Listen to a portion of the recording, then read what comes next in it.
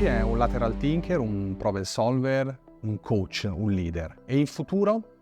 Oggi ne voglio parlare con Andrea Provini, CIO di Bracco e presidente di Aused. Benvenuto Andrea. Grazie dell'invito. Andrea, raccontaci da dove sei partito e qual è la chiave del tuo successo. 35 anni di carriera, una laurea in scienze dell'informazione e poi una carriera che si è sviluppata in diversi settori, molto diversi tra di loro, dagli elettrodomestici alle piastrelle, al farmaceutico oggi, passando per l'editoria e la gioielleria, quindi una grande varietà di settori attraversati, tutto con un fil rouge che è una forte base tecnologica e organizzativa che connota il ruolo del CIO in azienda, sempre in questo ruolo di CIO. Quindi base tecnologica fondamentale del ruolo di CIO, mi dici, non ci sono delle scorciatoie. Allora, il ruolo del CIO è un ruolo che è molto vicino alla componente tecnologica perché ne fa un uso intensivo.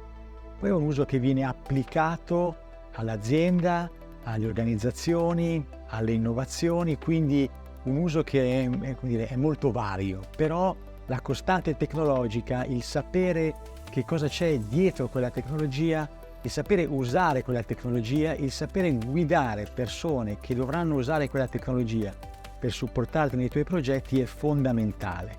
Quindi è un ruolo, secondo la mia esperienza, che non permette scorciatoie, nel senso che riuscire a fare dei passaggi multipli senza fare la giusta esperienza può comportare dei gap che alla fine possono diventare dei limiti nel nostro ruolo e nella nostra crescita.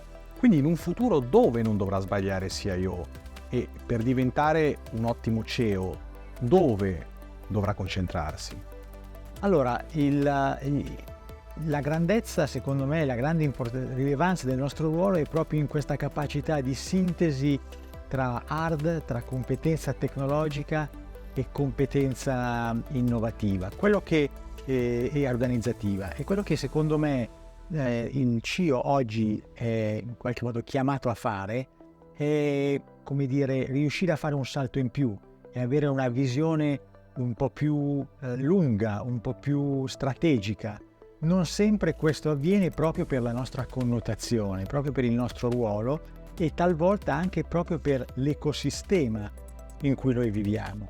L'ecosistema europeo, italiano, che è meno propenso a vedere il CIO con un ruolo così a tutto tondo, a vedere questa capacità anche di leadership aziendale, ma che ci connota un po' più tecnologicamente, cosa che magari in ambienti anglosassoni, dove anche il digitale nell'ambito dell'ecosistema aziendale è più evoluto, anche il modello organizzativo, questo appare più semplice. Quindi una opportunità che però connota anche un mindset che dobbiamo prendere. Ho trovato molto interessante una tua affermazione sui cigni neri, che ormai sono la normalità nel mondo IT e quindi il CIO deve fare sistema. Vuoi dirci qualcosa in più su questo? Questo è qualcosa che noi andiamo a connotare sempre di più nella nostra quotidianità. Una volta il lavoro del CIO, come anche di molte altre professioni, era una linearità con qualche, momento disruptive, imprevisto e molte volte negativo che andava gestito. Sempre di più, dal 2019, dalla pandemia in poi, questo è diventato quasi, una quotidianità. Invece sembra quasi che la normalità sia un intervallo tra momenti disruptive, negativi o imprevisti con cui bisogna a che fare.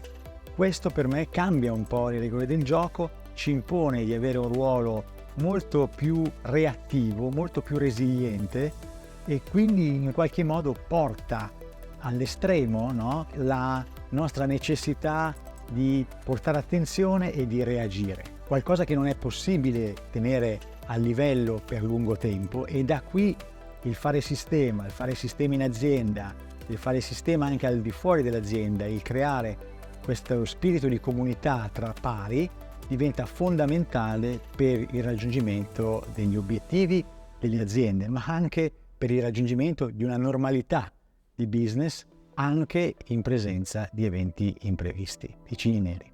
Andrea, tu operi in un mercato molto complesso e regolato. Ecco, mi viene da chiederti come si può innovare in un mercato così regolato? Allora, questa è la vera sfida attuale con cui mi confronto nella mia ultima esperienza professionale, ma che è veramente la sfida. Innovare in ambienti in cui tutto è possibile, in cui io posso cambiare qualsiasi regola.